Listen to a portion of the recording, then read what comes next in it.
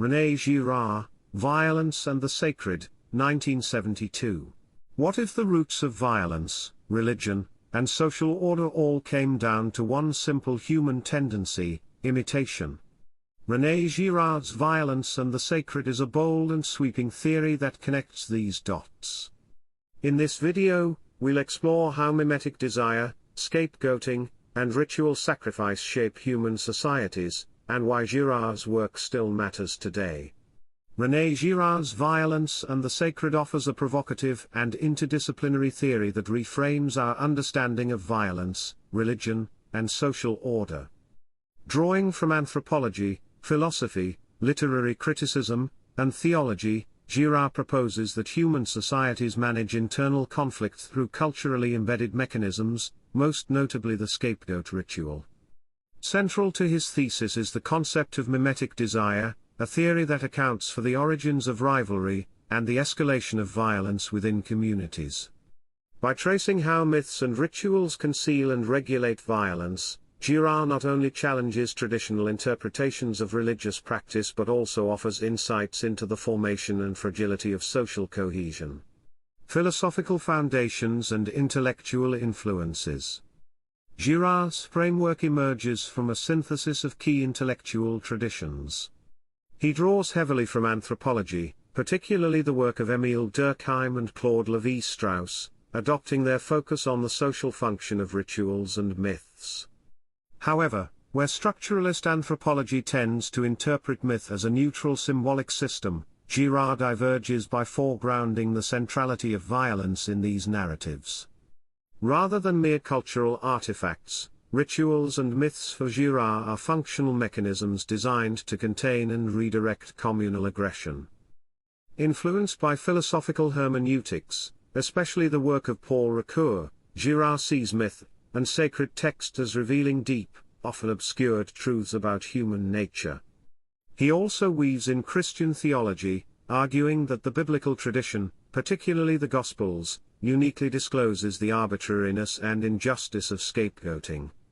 His earlier literary work, especially Deceit, Desire, and the novel, 1961, provides a foundation for his theory of mimetic desire, which he further expands in Violence and the Sacred.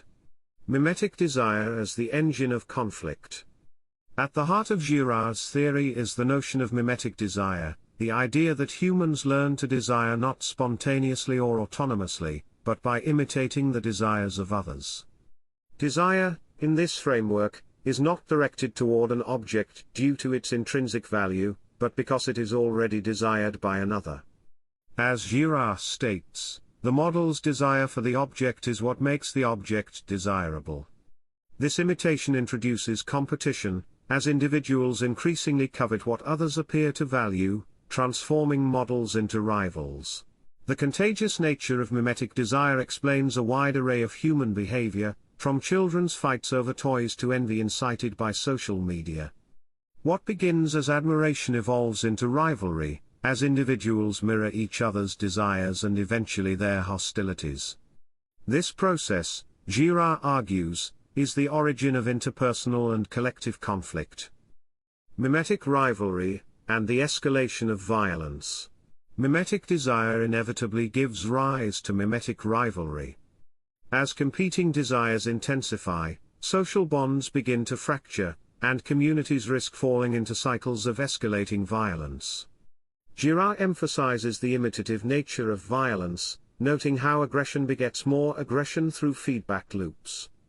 Violence seeks and always finds a surrogate victim, he writes, underscoring the way violent contagion demands resolution. Examples of this dynamic are found in literature and history alike. The feud between the Montagues and Capulets in Romeo and Juliet, for instance, illustrates how mimetic rivalry perpetuates generational conflict. On a broader scale, Girard's theory helps explain tribal feuds, gang warfare, political polarization, and even international conflicts. The danger lies not just in the original conflict but in its viral nature, threatening the integrity of the community as a whole. The scapegoat mechanism and social resolution. To contain such violence, societies unconsciously deploy what Girard calls the scapegoat mechanism. In moments of crisis, collective aggression is redirected toward a single victim, often arbitrarily chosen, who is blamed for the community's discord. The act of sacrifice or expulsion purges communal violence and restores unity, at least temporarily. As Girard writes, the sacrificial victim serves to deflect the violence that threatens the community. The scapegoat is transformed in the public imagination from an innocent party into the cause of disorder. The execution or ritual sacrifice is thus rationalized and mythologized. Historical events such as witch hunts serve as chilling illustrations of this process. In contemporary contexts, this mechanism continues in forms such as scapegoating minorities, media vilification, and cancel culture. The catharsis produced by the victim's expulsion re-establishes social order, though often at the cost of justice and truth. Sacred violence, and the ritualization of control. Girard contends that the origins of religious rituals lie in the scapegoat mechanism. Rituals are structured reenactments of earlier acts of sacrificial violence that succeeded in pacifying a community. They serve as social tools to contain mimetic rivalry by channeling it into controlled, symbolic acts. The sacred is nothing other than the collective force that gathers around the victim, he writes, capturing how sanctity emerges from communal violence. Sacrificial rituals, such as those found in Homeric epics or ancient temple practices, institutionalize this process. Myths, meanwhile, obscure the arbitrary nature of scapegoating, portraying victims as inherently guilty or monstrous. By ritualizing violence, societies both conceal and control its destructive potential. This insight challenges modern understandings of religion, inviting a reconsideration of its roots as a means of managing internal aggression. Christian revelation, and the unmasking of scapegoating. In a theological turn, Girard argues that Christianity uniquely unmasks the scapegoat mechanism. While myths conceal the injustice of the victim's fate, the Passion of Christ reveals it. The Passion narrative is the revelation of the victim's innocence, Girard writes, positioning Jesus not as a deserving target, but as the embodiment of unjust persecution. The Gospels break with mythic tradition by siding with the victim, not the mob. This revelation transforms the ethical landscape. The exposure of scapegoating challenges communities to abandon cycles of violence and exclusion. By revealing the innocence of the victim, Christianity invites a new model of social ethics, one grounded in forgiveness, justice, and non-violence. This interpretive move has profound implications for understanding modern conflicts and promoting inclusive, restorative practices. The mythic obfuscation of violence. Girard insists that myth, far from being a benign cultural narrative, functions to justify and obscure violence. Myths portray victims as guilty, thereby legitimizing their sacrifice and protecting the community from acknowledging its own complicity. Myth transforms victims into villains to justify their sacrifice, he asserts, highlighting how cultural memory is shaped to hide foundational violence. The myth of Oedipus, for instance, depicts him as the source of Thebes' suffering, deflecting attention from the societal violence that targets him.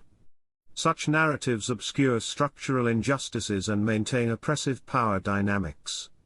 Girard's critique of myth encourages a hermeneutic of suspicion, an effort to deconstruct dominant stories and expose the violence they mask. This insight has relevance for addressing systemic discrimination and revising historical narratives. Contemporary applications and ethical implications. Girard's work is not merely theoretical, it bears on pressing issues in modern life. Understanding mimetic desire offers explanatory power for personal and organizational conflicts, as well as for large-scale social divisions. The scapegoat mechanism illuminates media-driven vilification, xenophobia, and systemic injustice. His analysis of religion as both a source of violence and a potential path to peace provides a nuanced framework for interfaith dialogue and ethical reflection. Moreover, Girard's emphasis on the victim encourages a cultural ethic of inclusion and reconciliation. His work supports efforts to challenge harmful stereotypes, re-evaluate national myths, and promote justice for marginalized groups. While not offering direct policy solutions, Girard lays a conceptual foundation for confronting violence with understanding rather than retaliation. Critiques and limitations. Despite its richness, Girard's theory has drawn several criticisms. Scholars argue that he overgeneralizes, reducing all cultural practices to a single explanatory mechanism of mimetic violence. As anthropologist Maurice Bloch warns, Girard's theory risks oversimplifying the complexity of human cultures and their diverse practices. Others highlight the lack of empirical grounding, noting that Girard's universal claims often rest on literary and mythological rather than ethnographic evidence.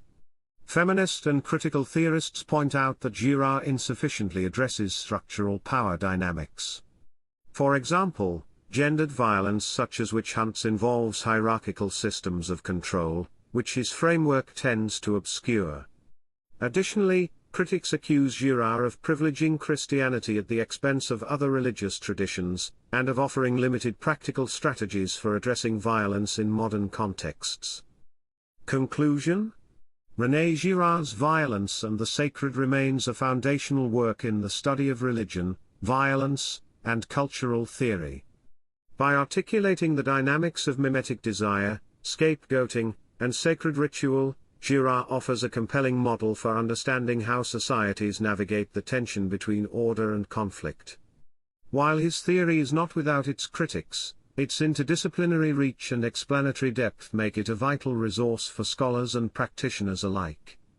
At its heart, Girard's work issues an ethical challenge, to recognize and renounce the mechanisms of exclusion and violence, and to build communities grounded in compassion and justice. Don't forget to like and subscribe if you appreciate the video and keep updated on our upcoming content.